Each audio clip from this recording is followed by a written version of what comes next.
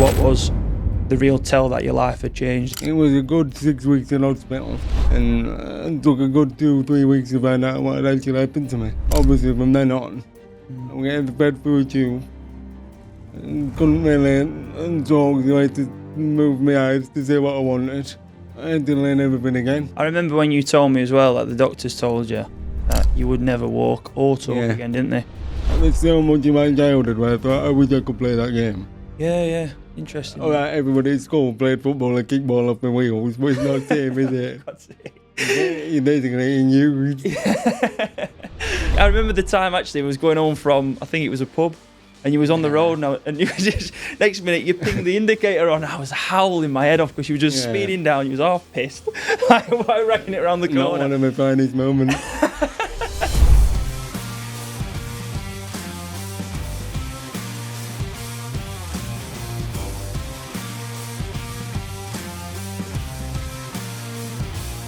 Right, everyone, welcome again to another episode of the Game Within the Game podcast. Delighted to bring this one to you. I've got my best mate in, Danny Ryan, all right, he's an absolute legend.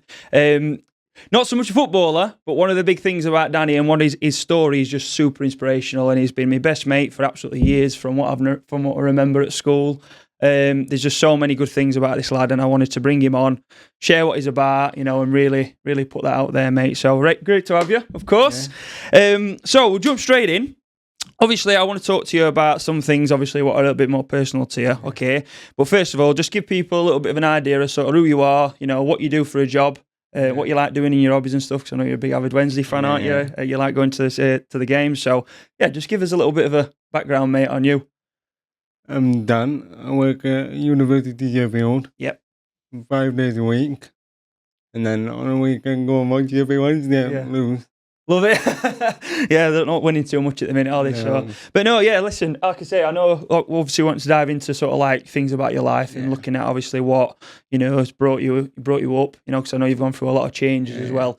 And one thing that I obviously know of you is your character, your determination, the way that you carry yourself, I think is an absolutely amazing thing to have. So I want to get into that. So we will do, if that's all right with you. So fine. What I want to do then is I want to talk about, obviously, like I say, I know, obviously we're physically disabled, I know we we talk about them challenges, don't we, a lot about, how that's completely evolved your life, how your family have changed around you as well, and giving your support system what you needed.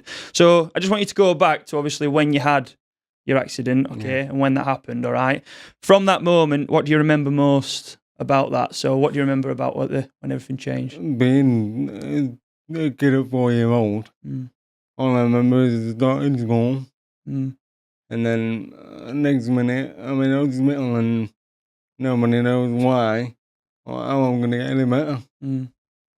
Purely them falling off my bike as a child. Yeah. And everybody rides a bike as a kid, don't they? Yeah, it's crazy, isn't it? Yeah. Well, it's one of them freak accidents, and that's how you move on from there. So you're saying that obviously when you was 5, obviously I know a little bit more about this now, but just to give him a bit of clarity. So he was on a push bike, that's right, isn't it? Push bike, yeah. Yeah, so what happened? You fell off it? I went down at the back of my house. Yeah. I had brakes, obviously, but didn't work. Going down. Bless you. Going too quick, ended up in a fence. I had 2 bleeds on my brain. Wow. Ended up with stroke and, Yeah, I want to go into that because I remember when we spoke about it. I know the night, I just want to speak about like actually what happened, because when obviously it did occur, I remember talking to your mum, I think, about it, and she said that you went to bed that night, didn't you? Yeah. And you just thought you was a little bit hurt. So what happened on the night? Because that's what I find crazy about all this. So just crying like a normal kid would, falling off the bike.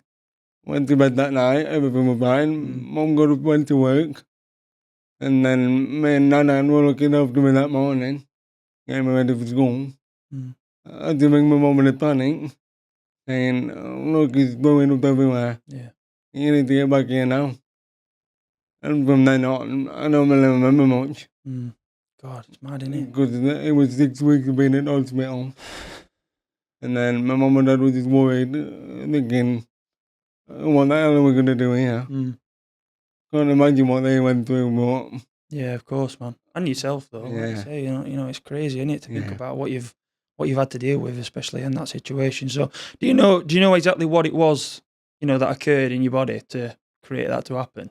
Don't mind me It asking. was just the bleed on my brain that caused the Right. stroke. Okay. It was a stroke then, wasn't And then ended up with cerebral palsy, Wow. meaning I needed the wheelchair to move about. God. Yeah. So from then on, I could not walk And how long was or the... talk. Yeah, I'm going to say I know because I remember you saying that you had to learn Yeah. to talk again. Because I met you a little bit later, and we'll get into that a little bit about when I met you. But how long was the process from when you fell off your bike to when you came out of the hospital then, and when through them moments, I suppose, what was the real tell that your life had changed, if that makes sense? It was a good 6 weeks in hospital. Now, I just didn't move from my hospital bed. Man. Test after test. And it took a good 2-3 weeks to find out what had actually happened to me. And then I think I returned home in about November. Yeah. Well, obviously from then on, I get fed through a tube. Couldn't really talk, so I had to move my eyes to say what I wanted. Hard, isn't it?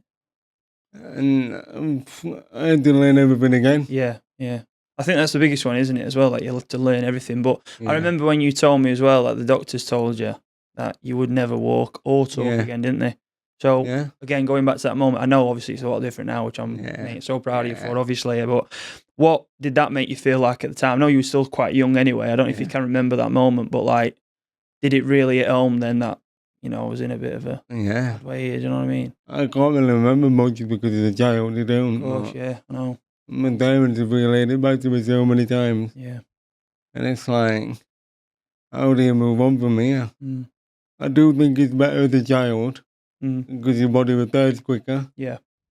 And the fact that I can get over it easier because I can't really remember what I was before. Yeah. Now this is all I've known. Yeah. If it had happened, say, 10 years ago, I might be regretting what I've lost. But right now, I'd rather just live every day as it is. Yeah, I love that. Never know when it's your last. Mate, like I say, your mindset is unbelievable, and that's the thing what I really will get into a lot more today. But I find that quite interesting because, obviously, like you said there, I mean, if, let's say I had an accident now, and it put me physically disabled, I think, like you say, you know a life, don't you, before that. So maybe that, I'm not saying obviously it made things easier, but, when you was young, because like you say, you don't remember before it, all your life has already been, in your mind, has been the wheelchair, where you are. And that way you take it, I think, is unbelievable because it's not like you're reminiscing on the life that you could have. You know what I mean? You're always like, right, this is what I've been given. And you've got to deal with that. That's it. You take it like that all the time. And that's why you are my best mate, because I think everything that you're about is exactly how I want to be. And I'm not even going to say I'm lucky because the way your mindset works and the way your ability to just take life as it is and that's what it is and that's what cards I'm dealt with is way better than I think anyone can take. I really do believe that. I think it's unbelievable, mate. So just going back to it, obviously, just quickly cover a little bit more about it, if that's all right. So I know obviously because you was 6-year-old, is there any challenges that you do remember when you was maybe in, I don't know, maybe 8, 9 years old where you remember what really started to make you realise? And did you have any negative, thoughts about it of like, that your life had changed? I think returning home after the accident, my mum realised to me that I really did enter a state of depression. And as a child, you don't really think that's possible. Oh, of course. But I think I knew within myself what I'd actually lost. But because I can't remember that now, I just don't remember or move on from it. Yeah. So you're saying that when you first went to school, that was kind of like obviously when kind of hit you a bit. Is it because you felt like maybe, I mean, I don't know whether you did think this, I'm just making an observation, or maybe, what could have happened is, did you feel like a bit of an odd one out? Or isolated, Yeah. Because nobody before, or many years after me, had ever been in that school in a wheelchair. Yeah. I thought, oh God, what do I do here? It's only recently as well, isn't it? Like just going into like actually having a disability as well is there's a lot more access now, obviously, than there used to be. But I remember, like, I mean, our challenges when we were young, like even going to certain nightclubs, and we'll touch on his nights out as well. But like even certain nightclubs, like we've seen before, they're like some of the toilets are bloody storage rooms, aren't they? And remember all the stuff toppling all over. And they're not equipped for disabled people. I know, yeah. And obviously the schools as well would have been a lot less, wouldn't they? Yeah, school, I had to get a stair lift put in. Yeah. All right. Because all they had in school was Was that stairs. your primary then? Yeah, primary Yeah, school, yeah. yeah, Emmanuel. Mm. All they had was stairs. Mm. They had to build stair lifts and build ramps on playground. Purely so I could get them out. Yeah, yeah. I mean, I can't thank them enough for that, Yeah. but Must be great, yeah. it's what they and I had to deal with. Was there a reason, just so obviously, because we'll touch on when we met as well in a minute, because we met in secondary, didn't we? So obviously this is before I probably knew you more. What made you, did your mum have a reason and your dad have a reason why they put you in a mainstream school, or is there a certain reason for that? Because I think that's quite interesting, because you're obviously, all your mates are pretty much, you know, like, again, physically able, you know, we can all walk, we can so on. You're not around people as much, I think, as who are like sort of in that, you know, in that disability sort of sector, if that makes it, if I'm saying that right. But I think that's really good of your character to be able to do that. And I think is there a reason why that happened or not? We did go to look around certain special needs schools. Yeah. But as I was progressing, I noticed that this is not for me. I won't learn anything in here. Okay. Not disrespecting anyone, but I needed mainstream education. Yeah. Purely because of what I was learning far quicker than anyone else. Like, they put me in the year behind after my accident. I quickly realised I need to be in my normal age group because I'm learning too quick. I get that. And so the school wasn't really equipped because they didn't know anyone like me. So I had to get stairlifts put in to get up and down the stairs to assembly. Yeah. And then ramps in my playground so I could access what everyone else could access. Yeah. Because in my eyes, that's only right. I only want what everyone else does. And to be fair to them, they were really good with me. So that decision, like I say, from what we spoke about a minute ago about, you know, obviously, was it your parents' decision, or was it something that did you do it all as a family, or was it like sort of like, did you notice it in yourself? Because obviously you were still being very young, weren't you? Yeah. To like say, look, Mum, Dad, I want to go into a normal school. So was that your decision? I think it was mainly my parents because I'm just a child. Yeah, of course. Yeah. I'm still developing, but they noticed very quickly that after going to special needs schools, that I'm going to learn a lot quicker in the mainstream school than what I'm going to benefit in the special needs school. Yeah, get that. So from then on, I've been in mainstream education. Yeah. And just going back to obviously the accident, because I know obviously, like I say, they told you all them things about you won't talk, you won't be able to walk again. How long after the event was this happening? Because I know obviously this was around 5-year-old, so going forward a few years, I'm guessing, obviously that was when you went to school. So was that like sort of your first experience of going into education? Because obviously you missed like nursery out on you and things like that. So when did you actually start school? Was it 7 years old or 8? I was 6. Okay, yeah. Because I was accident when I was 4. Oh, so yeah. So a year years of behind. recovering kind of thing and getting back right, yeah. And was you talking at that point? I can't remember. Bit like that, innit? I know I was still getting fed through a tube for so many months. Yeah, no, that was that long. And I had speech therapy. Yeah. And physiotherapy during school, infant school. Purely to get me back to what I was. Because my speech is not the best it can be now. It was a lot worse then. Oh, no. I remember meeting you when you were young and you were still like, you was really struggling with your speech then, weren't you?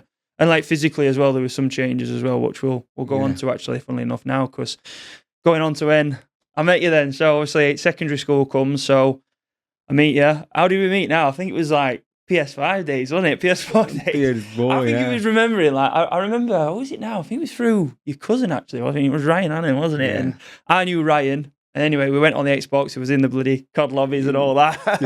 And we ended up having a chat. And then never since then, we spoke, didn't we? And we all had that little group at school, you know. I always remember Sheffield. Oh, mate, that was my old tag, that wasn't it? But no, like, that was obviously a mad time back at, you know, looking back, like, obviously. And since we met, I think, from school, I knew, and I'm not going to say, like, sit here and say, like, obviously, I knew everything and I didn't, because I obviously saw you and I thought, you know what? The minute I met you, I just saw a normal lad, you know, and I genuinely did. And I think that's what I'm so proud. I'm going to say in myself as well that I've done, and this is to my family as well in a way, because I was brought up in the right way, that I respect everyone the same, because I know, again, there's that stigma in there all the time of, someone who's got a disability, someone who looks different, someone who's maybe, had their life different to us. It's like as though people look down on it, and I just find that absolutely bizarre, and that's obviously never something that, would ever would creep into my mind. So when I met you, and when we had on the Xbox, she was always the funny guy. He was always the one cracking the jokes. She was always the one. And you would never think, like, the stuff that you've gone through. Yeah. And because you just don't act like that. You don't ever show that that's bothering you.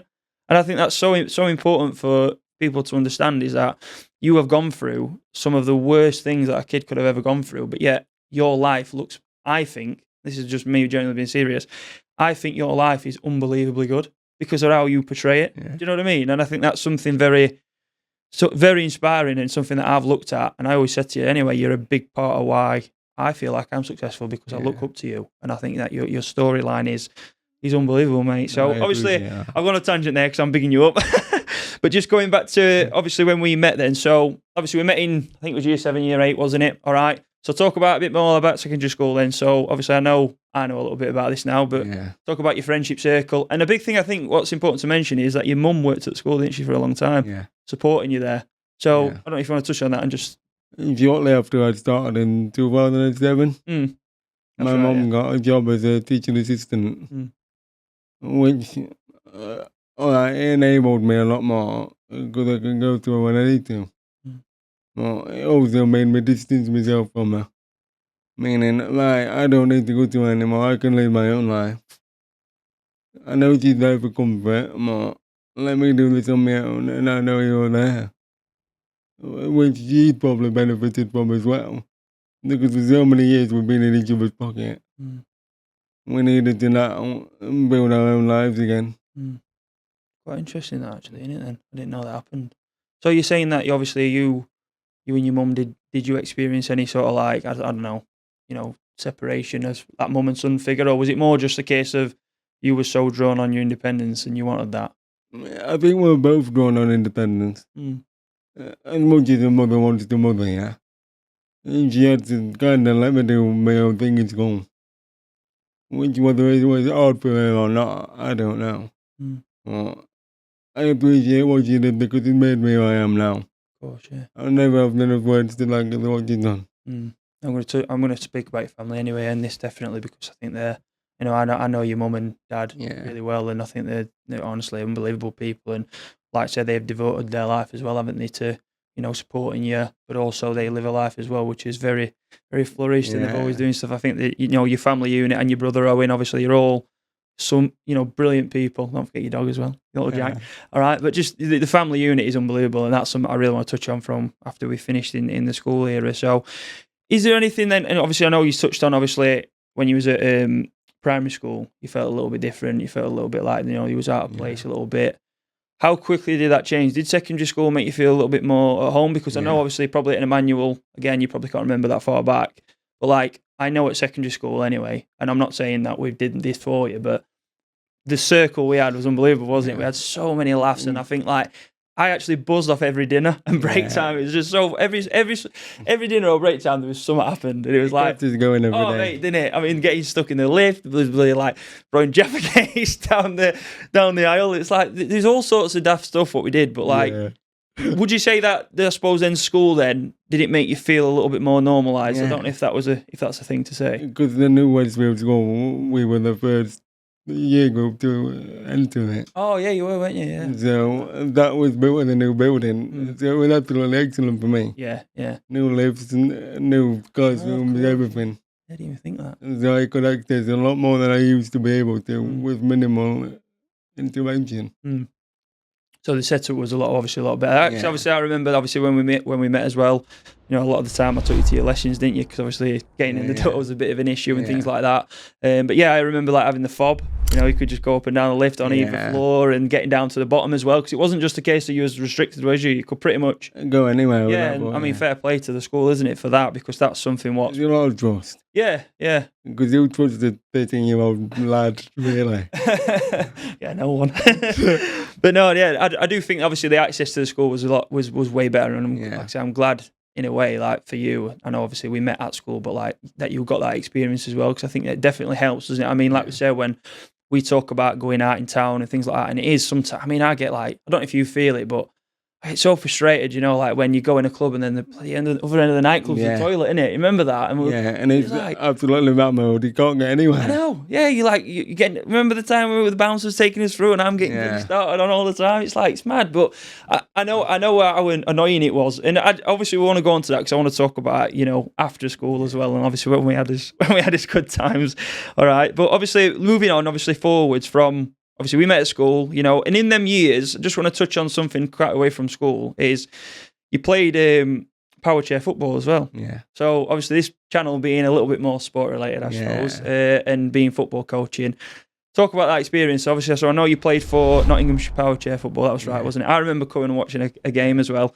Mate, the experience is unbelievable. Like, I can't believe how many people play it. It's very infectious. Good, isn't it? And the amount of exposure now is phenomenal compared to when I was there. Okay. And they've even got World Cups and everything. Wow. But it was my mate who Wednesday football that actually got me into it.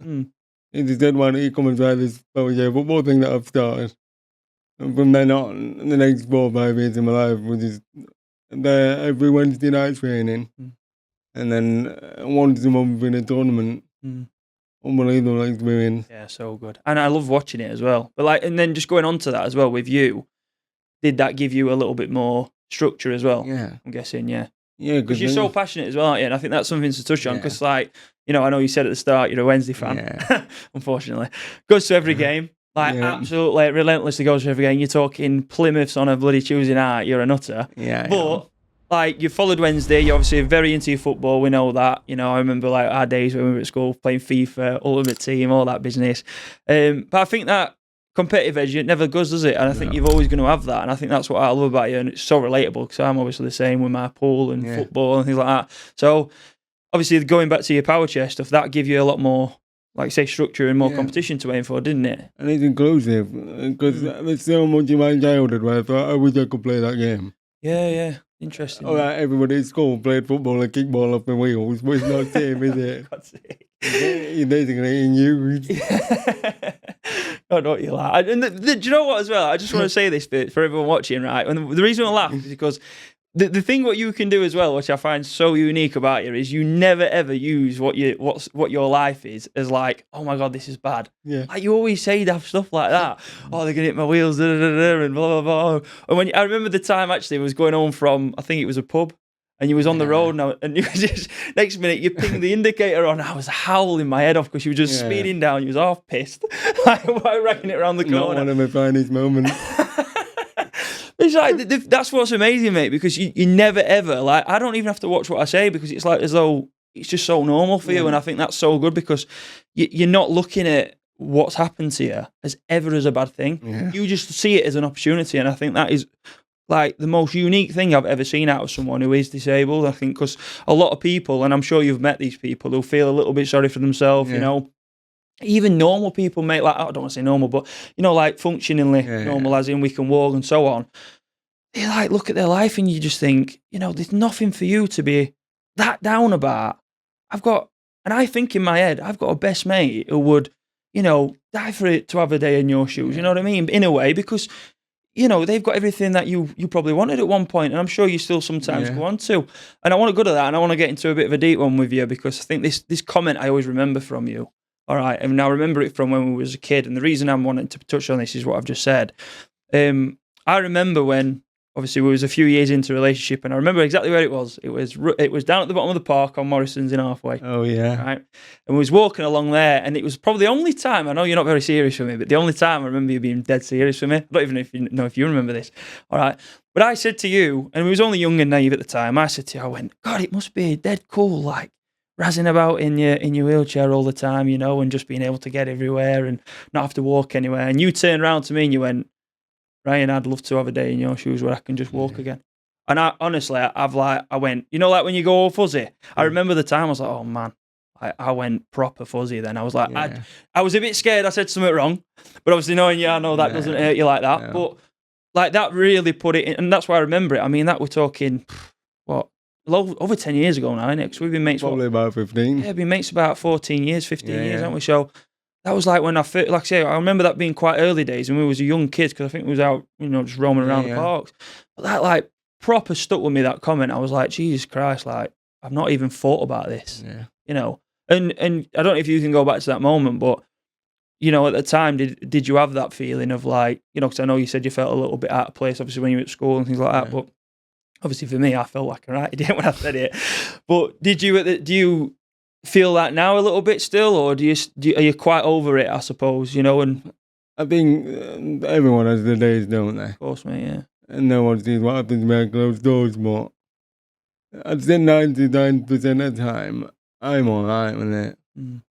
It's just perspective for other people. If they don't know anyone in my shoes, they're not going to think about, I wonder what it's like to be in there. Yeah. And then like, every day I have to think about where's the nearest drop curb so I can get down the road. It's mad, innit? You don't even think like that, yeah. And people are just like, I'm tired today, I don't want to use my legs.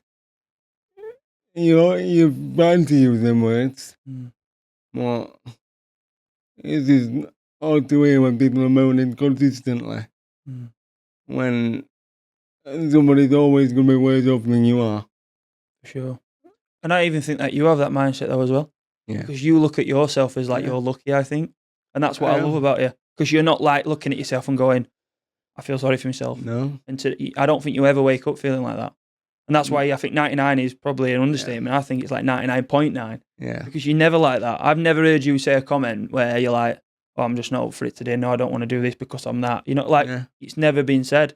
You're up for everything. You're up for going out all the time. You're up for, going on a day trip. Like, you've never turned anything down, and you've never, as well as that.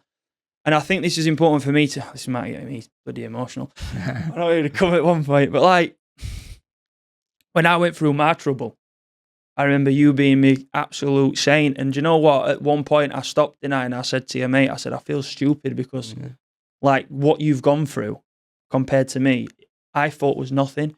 And I remember what you said to me. You said, yeah, but Ryan, you ain't got the life I've got. And what your problems are is fine. And you made me feel like it was all right to have them.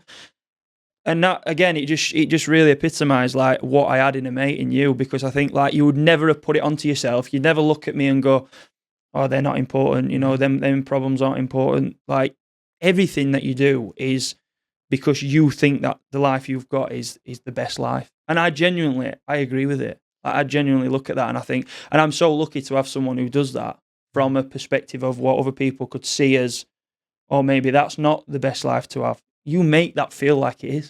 Do you know what I mean? And that's what I'm like so fortunate to be around, because, that's why it gets me emotional, because it's like, Jesus, like someone who can do that. What actually are my issues? You know what I mean? And I think everyone's got issues, and that's valid. You're allowed issues. No one's going to get through every day thinking, oh, I can smash this. Because that's not life. Life's where, I'll get up today and see how it goes. And you know what? If you got through it, you've done well. And a lot of that, I think, is built around your support network. If I didn't have family like I have and friends like yourself, I wouldn't be half the person I am now. Appreciate that, brother. Truly. And talking about your family, I want to go on that. Obviously, now it's a good time to get to it. Is obviously talking about, let's start with your mum. So, our Jano is what I call her. So, Jano, absolute legend of a person. I know we spoke a bit about her already, about how she's been there for you and what she's done. I know she's like, even today she brought you down here, of course. You go ahead and talk about your mum and talk to me about some of her best traits and what she's about. It's quite simple. I couldn't get anywhere without my mum. Apart from the physical transportation side. She just always building me up. Like, and then and sometimes it is tough love. But if you don't have tough love in your life, you'll just wallow away in your bed all the time. Love that. All I need to hear from my mum is, you can do this. And I'll go and try it. Yeah, mega. Anyone needs from the mum. Well, she's been a big rock to where I am now. I'll never have the words to thank her like I should be doing. I'm sure she knows that, though, brother. Like, she sees the best in you. And, I always say, like, people are, you know, are basically a product of their environment, and I believe that as well. Like with the kids, I obviously coach. I know you know my job well, and the only way I can relate to that really is like just I feel the same. Like my mum and obviously in my family, my dad and my stepmom and my stepdad and things like that, and all my sisters, they're all great people, and I feel like I'm an environment because I'm in that environment. You're brought up that way. Exactly. And that's what I think that's happened to you, isn't it? Like your mum is set like, and I know your mum well. I know the tough love side is she gives it me, doesn't she? When I remember the time when I got you really drunk. Sorry, Jane. I know you're probably going to be watching this. All right, but I got you really drunk. You was, I think, necking the despers and got to bed. It's chewed all over the place. But like, I remember your mum texting me going, "Why have you done that for?" But like, not in a nasty way. She was just like, "Oh, it's all right." But just like, she would just give me a little bit of a fake have a go, I suppose. But like, any time would. Yeah, well, of course. I think I deserved it, to be fair, because I was being a bit horrible. But no, like she's like that, isn't she? And I think that's like you say. I think that's so important because I feel like I've got that anyway, and I think that's such a good trait where you can.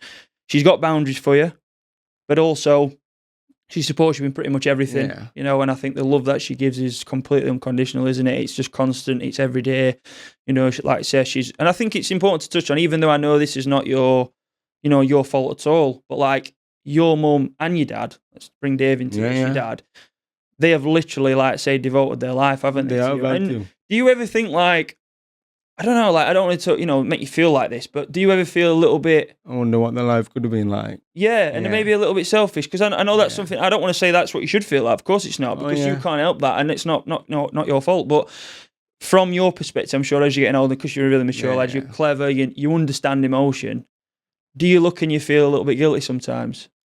Yeah, because their life could be so much easier. Like, they can only go out for so many hours if I'm left in on my own because of the care I need. But I think they've, as well as me, brought up with, like, we'll just adapt to the situation and then we'll go again. So, whatever they do now, they think, right, how are we going to use Dan? How are we going to look after Dan? And honestly, I can't thank them enough for that because there's so many parents that just leave you there. I don't want to say wrong, but just wallowing yourself there.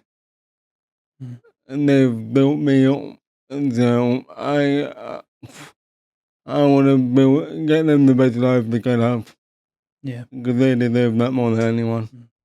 And I think, do you know what, mate, they do, and I'm not just saying this just because you're in front of me, but I know that they are the happiest parents in the world. You know, they genuinely are. Like, I think every time I meet your mum and your dad as well, you're an environment what you're in.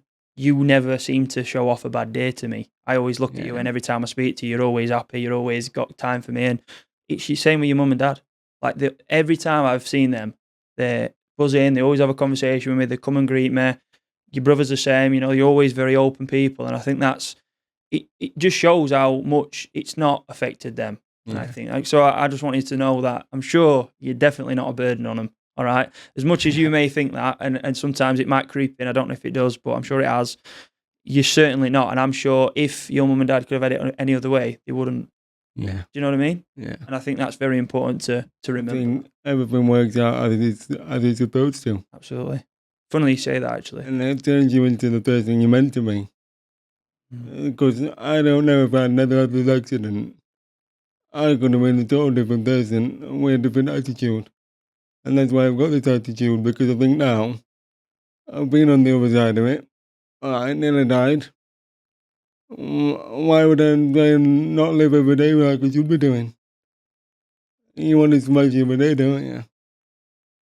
And whether that means getting up and going to work, or however you want to decide to use your life, you should do it because you never know if you got tomorrow. Crazy, mate. Like, your mindset is unbelievable. And that's what I mean. That's why I'm so fucking proud of you, man. Like, it's just mad. Like, it genuinely gets me. I'm like really welling up again. Cheers. All right, but no, I can go over it a million times. You know, like with yourself, it's so refreshing all the time. No matter how many times I hear you talk about things, it's like you just said there. I mean, people don't actually realise, I suppose, like how I know you've explained at the start of this talk, but you did genuinely nearly die. Yeah. You could have not been here.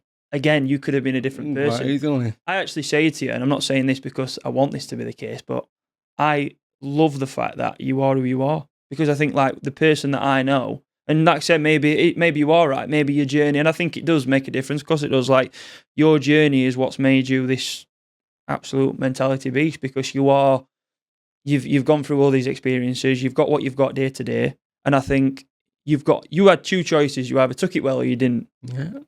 Every day you take it well, and it's like no one had to make you do that, but you do that, and I think that's unbelievable. And that's what I'm saying. As a person, your personality is it's to die for. I think people, genuinely would pay millions of pounds to have that sort of mindset, mate. And I think it's so. Yeah, like I say, man, I could talk about it all day. I think it's unbelievable. I appreciate that. Yeah, you're welcome, man, anytime. So just going into, I just want to touch on a few more things, if that's all right with yourself, Yeah. and about like the sort of process of like, obviously getting back to normality. So let's go try and time scale it a little bit. So after secondary school, you obviously go to college. You went to sixth form, didn't you, within the school? Again, I remember that for you at sixth form. What did you study? I know you spoke a little bit about your job at the start of this, but like, what did you go into, and what's your career now? I went into college, sixth form, studied a BTEC IT diploma. Because naturally, when I've got limited movement, I thought, what can I do easily? I can work on a computer. So I went down that route. I thought, like, if I smashed my college, I could easily go and get a job, because everything's moving towards technology. Yeah. So I studied that for 2 years, and then got 2 distinction stars and 1 distinction. Mega. So that's everything I needed to move on. Got the brains, mate. Love that. So, and then obviously you went to college. You did that, didn't you? So I remember you went into an apprenticeship, didn't you? AMRC, is that right? AMRC, yeah. And you're still there now, aren't you? Yeah. So talk about that sort of movement from you went to an apprenticeship and now you're still there, even at this time. In 2014, I started my apprenticeship. 11 years ago then now, yeah. That was 2 years of learning on the job, which I recommend to anyone. Yeah. Why would you not want to get paid while you're doing the job? I think that's the way forward now, isn't it? Apprenticeships and stuff. Yeah, definitely, it's a good idea. You can learn on the job. So that was 2 years. I touched that. And then luckily at the end, I said, we've got a job over here if you want it.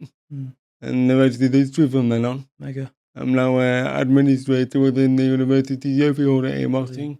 So good. What's your day-to-day's roles like then, if you can go into that? Just so, because obviously I want people who maybe are watching this in your position, because I want you to, listen, I know this is going to inspire so many people, not just, people who are disabled, but also myself, like I'm going to be watching this part so many times. But like, what does the job entail then? So like, obviously I know that IMRC, we've got a lot to thank County for, because like you say, for Westfield, for example, they was like really accessible. I know they've been great organisation, aren't they, with helping you with obviously your day-to-day, I suppose, difficulties, aren't they? So yeah, and they're very good with me. Yeah, I remember you saying that you always wanted to like stay there because of that, hadn't you? Yeah, I mean the ladies I work with, they can't like me enough. As soon as I want a cup of tea or anything getting out of my bag, they'll do it straight away. Brilliant. And that is honestly all I needed to make my life easy at work. I can do the job, I know I can. I just need add with some things like accessing dinner, drinks. Yeah. I think that's important to say, isn't there, as well? I just want to go, if you can, on a tangent of that. Yeah. Is what people won't understand, I suppose, and again, going into a bit more deeper topic now, is that obviously your physical challenges is you can't actually do anything for yourself, can you? So you can't get your own drink out. You can't go and pour yourself a drink. You can't go and even just make yourself a little bit of food. And I think it's so important to like actually put that out there, because people don't realise how much of a loyalty that is to people. Like I'm so fortunate that, and again, and I know you take this always in the right, but I can get myself out of bed and you can't. Yeah. So does that creep into your mind a little bit? I know obviously we're speaking about work here, and I know the people there and your people around you are brilliant. Does that always outweigh like the thought of I really want to do this on my own, or do you look at relationships with what you've got with your mum, for example, and your dad, and me, and hopefully, and you've colleagues at work? Yeah. Does that make you feel a little bit more at ease, or do you sometimes creep into, I wish I just could do this for myself? Sometimes it's so easy to creep into that mindset. Yeah. Oh, I wish I could do this. Like, yeah, of course I do, but if I want to work to the full potential I can, I need to have carers come in 3 times a day. I need to have people to make me drink. I need to get someone to get me some food. Well, if I got a keyboard in front of me and a mouse, I'll do whatever you want me to do. Yeah. And does that give you that normality again? You know, that feeling of that Oh, normality? yeah. Without work, I'll be going so crazy. I know everyone moans about work and it's so easy. Is what it is. No one likes getting up at 6 a.m. Nah, of course we don't.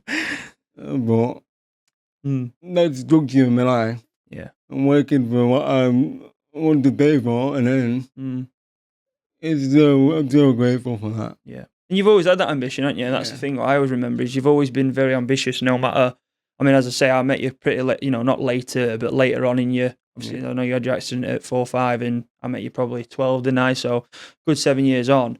But like I've seen the phases of like your development, I feel like, because like even when I first met you, like I remember your wrists being quite severely, you know, it was turned in, weren't they, for example, and like you've come through that experience, you've got them all straightened out. Your physio, and I always want to go back to like what the doctor told you about you won't walk and talk again. Yeah. And I think that really, again, because I want to talk about, the reason I wanted to go back to this is, like you just said there about your ambition with just being able to work, you know, going to work, paying for your own stuff, you know, getting your nice clothes. I know you like your nice clothes and stuff, don't you? Your season tickets, things like that. Like, that's always been a thing for you, hasn't it? To just outwork everyone. And that's, again, another trait that I'd like to believe I have, is that I really want to just go and just graft my backside off and be the best coach I can be the best person for yourself, for my family. Like, that's a challenge that you've always grasped. Do you know what I mean? And I think that's what's really important to tell people is that even though you are dealt what people could argue are the worst cards, you know, not being able to do these things for yourself, you've still seen that as an opportunity to just go, right, I'm going to go and do it anyway. Like, it's mad. It's so good to see. And like, I just wish people would genuinely, well, I hope this does, because this is why I wanted you on it. Like, you were my main guy, man. And that's why I said, I know you were nervous, but I'm so glad we can get this message out, because I think people need to see something like this. Like, you are an anomaly, but in a great way. Yeah. You know, like in a really, really good way. Like, you're one of the best anomalies ever. You're bigging me up here. Well, I'm probably blowing smoke at your backside. But no, like, you genuinely are. Like, everything that you do is so because you want to. It's not because you're like, I have to, or, oh God, I've got to do that again. It's like you want to do it and you want to outwork people. And I think that's such a good thing. And if we can touch on it, is talking about your physio. So I know I'll just give you a little big compliment there. But like, touching on your physio, I know they said you'd never walk again. Yeah. Talk about some of your little wins, because I remember some of the videos that your mum sent me. I always remember I don't know why, the red Valentino top. He was in your frame, and they was helping you behind, but you was doing your own steps. Yeah. And like, talk to me about how that felt. I mean, getting to walk again, even with a frame, is a massive win, because from when I was to what I am now, it's miles apart. Even doing something like this. Yeah. I know it's nothing to do with physio, but the confidence is unbelievable now. Massive. I wouldn't be able to do anything without that physio. Because like you said, I've had my hands straightened out through operations. Without that, I wouldn't be able to work. I've had my legs operated on to loosen them off. Anything I can do, surgically or through physio, I will do to make my life easier. And whether that's privately or through the NHS, I'll do it. Yeah. Because money don't matter when you just want independence. Love that. Yeah. And I think just for people who might be wondering as well, who are in a similar position, do you know, I don't know if you can give them any advice for this, I don't know if your mum and dad does it more, but like, where do they go for that sort of extra support, you know, with the physio? Because I know you said, I know you remember you saying the NHS, I know, I don't want to go into no politics about it, but they're not the best all the time, all they bless them, but... I've got too many people to deal with. Of course, yeah, it's so outstretched, we know that, but like, you went private, didn't you? So, where did you go, and like, have you got any, praise for them? When I was about 8 years old, I just wasn't getting the physio I needed to progress. Right. So we just, all you do is go on the internet, search for physios near me. They'll tell you if you can deal with your condition or not. Right. And then you can reach out to them and see if they can do physio with you however many times you want. Obviously, you'll pay for it. Yeah. But like I've just said, money don't matter when you're in attendance. Of course, mate, yeah. Where'd you go now? I have them coming to my house now. Okay, right. And how have they been with you? Have they been good? Very good, yeah. I know you praise them quite a bit, that's why I want to just get them out there. I do it once a fortnight. All right, okay. Yeah. Was it a little bit more back in the time when you first had it? Oh, yeah. Yeah, I'm going to say it was just to get me back to consistently. how I was. Yeah. It was relentless. Yeah. But now I can sort of maintain it on my own because half 6 every morning, me and my dad do stretches before work. Wow. So yeah, I've always got to keep on top of it because if you don't use it, you lose it. Yeah, exactly. And I want to actually, it's funny you said that because that's my next sort of question for you is like, obviously I want to talk about like sort of rebuild, if you like. I know we've spoke a bit more about, obviously we're finishing school and things like that, and you're probably in, like say, you're in your career now, you've settled, you've done a few years now where, you know, your life's a little bit, you know, more consistent, I suppose. What changes, I know you just spoke about one then about like your dad getting up early and doing that. Like what is your day-to-day changes, what you really saw was different in, you know, what you needed to do basically so you could live that more, I suppose, functional life, if you like. So obviously you're stressing in the morning, what do you do after that? What's your process? After that, I just have breakfast, get my mum to drop me off at work, and then 3 times during the day I get carers to come in. Right, okay. And just purely help me go to the toilet and things. Toilet and stuff, yeah. And between that, I just sit on a computer and do my job, which is creating purchase orders. Okay. For 600 odd staff. I'm paying invoices, obviously, with their approval. And anything admin related always ends up with the admin team. Well, I like that. I like the fact that we are able to do the team that goes, you know what, I did that. Yeah. I helped him do that. And there's so many people that come at you complaining. But it's any job. Yeah. Any job. Mate, you're always going to get complaints, aren't you? But it's that thing again, you just referenced it there about that accolade of like always wanting to achieve something. Yeah.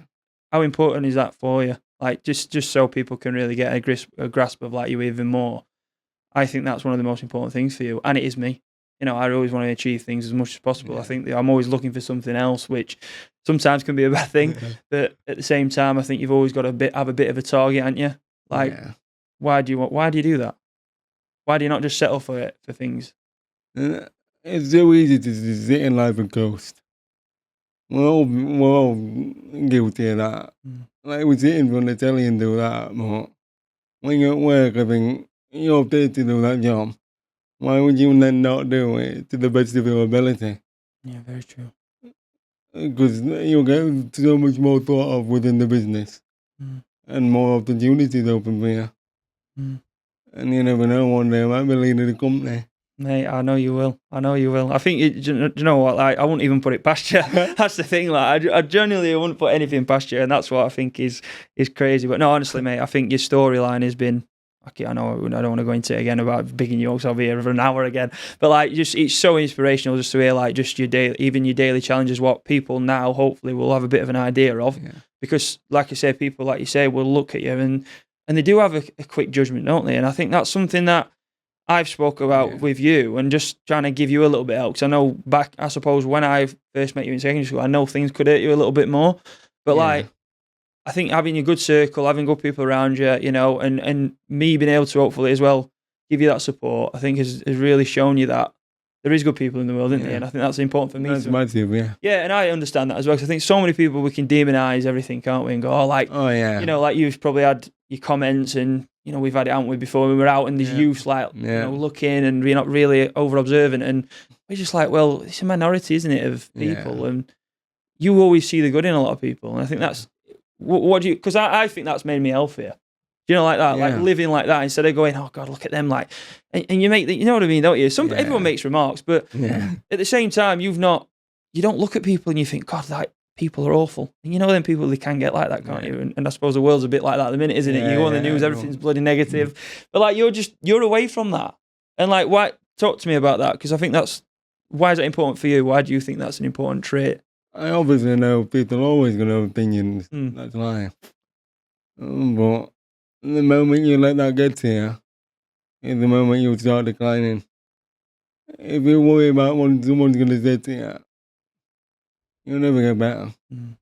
If you just block it out and focus on the people like yourself that just constantly support you, there's no way anyone can ever hurt you. That's and I know from like that we've always had, oh, it's good you're out. Why should I not be out? I just want to live the same life you're living. No, it's just, I guess it goes back to people just don't know people like me. And the more you know someone that is in a wheelchair, you do look for them drop curbs. You do look for accessible toilets.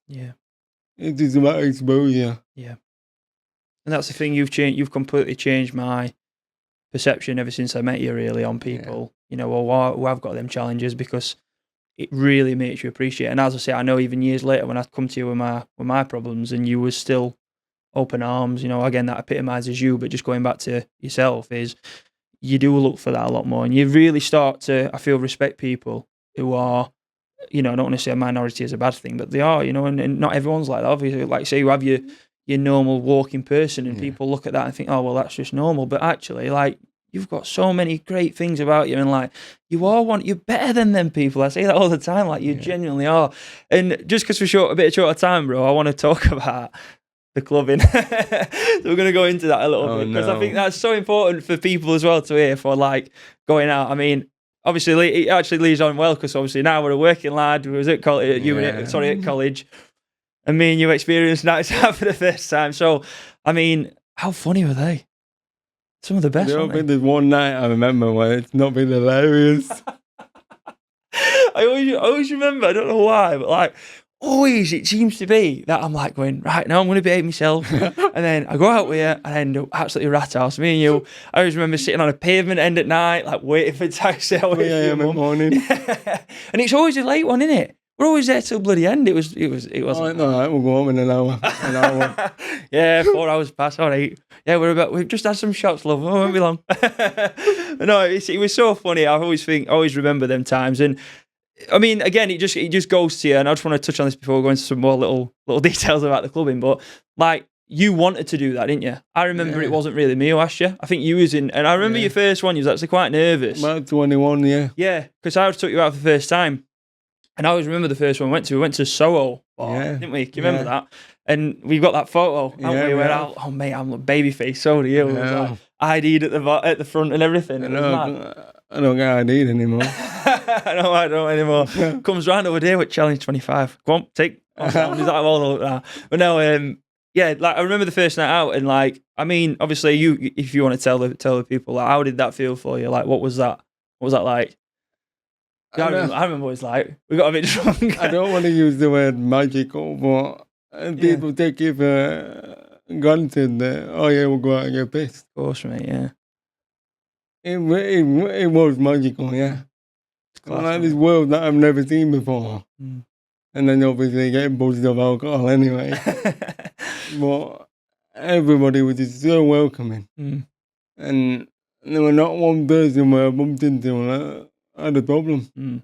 I must say, like, Sheffield, I want to big up Sheffield for that, because, like, yes, we've had his issues, haven't we, in certain, but again, like we always minorities. It's so minor, aren't they, and small issues, if anything, but the amount of good people out there is like, it's mad, isn't it? Like, how many times we went out and we made friends. I mean, there's so many stories, isn't it, we could go on about like, I remember remember the copper. Oh God, that was bad, wasn't it? We've got to talk about the copper, haven't we? I'm dropping myself in that there. You are. So anyway, we'll tell them. we'll go into it.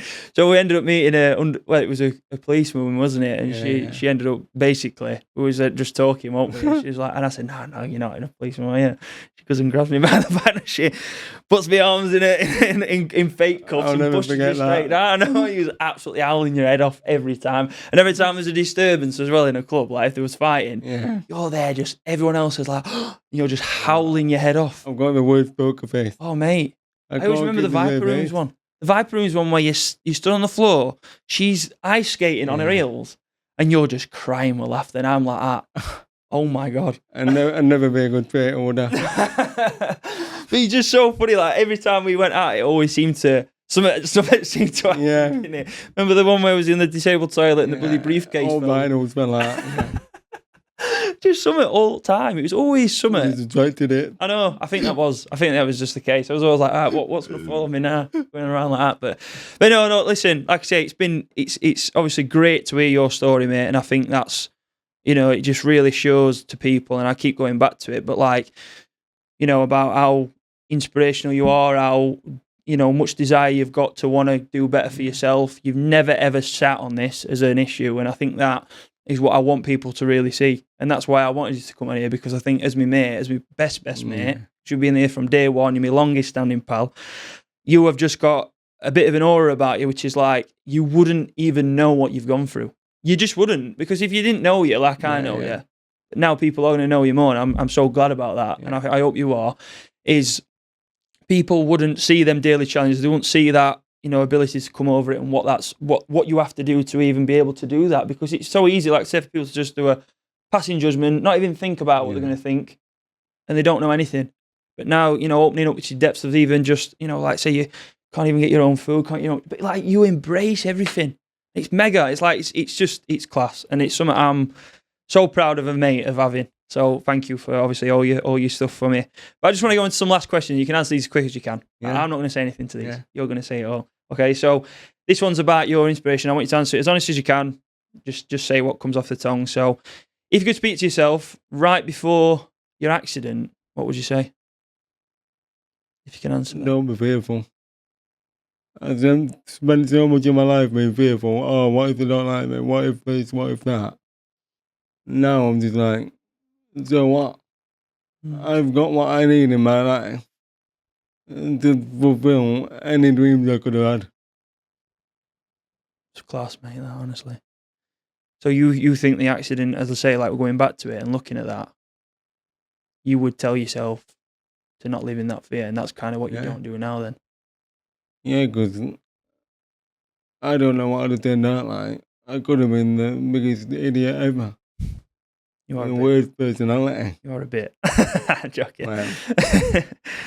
Oh man, that's class. And I like I say, I know I won't say no, but I have to, because I just think it's so refreshing just to hear something like that. Like where you haven't took this as a thing to hold you back. It could have been the opposite, but you've said yourself, actually, what I should have been telling myself before it happened is to live like I am now, and that's what I think is class. So, next one. What message do you hope others take away from your story? Anyone can do anything. If you actually want to do something, or if you've got a dream that you might not be confident enough to take on, just do it. Because we might not be here tomorrow. And do it now. You know that all too well, don't you, brother? And do it now, and then you've got no regrets. No regrets is probably the big thing out of this. Live every day as if it's your last. So good, mate, honestly. You're a ledge. Two more for you. How has your experience changed the way you see others who face challenges? I think that's a good one to ask, actually, because the way out when we talked about mine. So how has your experience changed the way you see others who face challenges? I think it's made me be more empathetic. It's so easy to judge people like, oh, they're not going through anything. You don't know that. Everyone's got their problems. Even if you're just the person they don't know, just be there so they can open up if they need to. Because that conversation could change their life. And I'll always be there for people that want to talk. Yeah, you are, mate. I know, that's what I mean. I know you're a shoulder for me, and I think it's it's a great thing to have a mate like you. And you've got everything that I think I need an answer for. Do you know what I mean? Because you've literally gone through it and worse. And I think that's I'm very lucky to have that, of course, but I'm so grateful as well. And I just want you to know that. And then last one. This is a sort of finishing one for us. So what's next for you, and what drives you now? I guess I just want...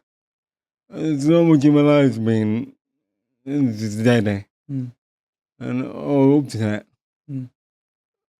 Instead of the upset, I just want to cruise a bit. Enjoy what I've got now. Enjoy the going to and going to work every morning. And going to the football every weekend. And that gives me purpose. Yeah. And the more you've got 30s, the more you want to drive to be better. Definitely. So all I want right now is what I've got now. Mm. The best mates, the best family. Because that's all you need at the end of the day. Yeah. And you've worked for that, haven't you? That's what I mean. I think all that graft has come to it in a way, because you've, like I said, I think that's why that process is so important, because I don't think there's actually one moment is there what makes it happen. It's a consistency of moments where, and that's what I'm a big stronger believer of, is like my journey has been consistent moments done throughout and not stopping. And you are, again, an epitome of that, of someone who has literally had 1,000,001 different issues thrown at him, and yet not one of them has ever stepped, hold you back and gone, oh, I'm not doing that. Even from, and I want to, really touch on that, is someone telling you you're never going to walk or you're never going to talk again. Yeah. And you have literally told them to fuck off. And it's like, that's, mate, that for me is a perfect point to it. I never really think about it like that. Yeah. It's probably good to sit down like this and have a think. Of course, mate, yeah. Because I'm like, wow, I've actually come a long way. You have. You should be so proud of yourself, mate, you know that. And you know how much I love you. I care about you so much. And I'm so glad I've been able to get you on here today, and I think this message is going to really go far, and I really do believe people are going to watch this and really change how they think about. I hope so. They will, and I know they will, and I think that's something to be proud of, because you're the one who's going to hopefully create this little movement. So, mate, you've been a pleasure. Thank you. Thank you, brother. Love you. You know I love you. All right, see you. Thank you, everyone, for obviously watching, and hopefully I'll see you on the next one. That was good, that one. Go clap. Mate, he's a fucking natural. Right, nervous. Fucking hell. I know. That's why I'm happy. Fucking hell, Ty, start it again.